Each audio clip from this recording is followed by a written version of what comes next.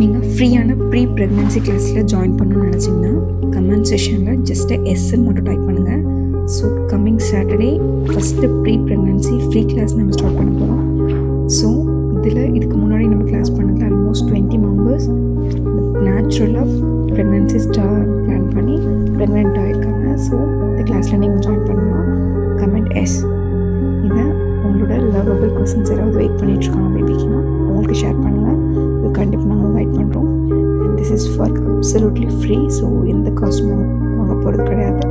so share பண்ணிவிட்டு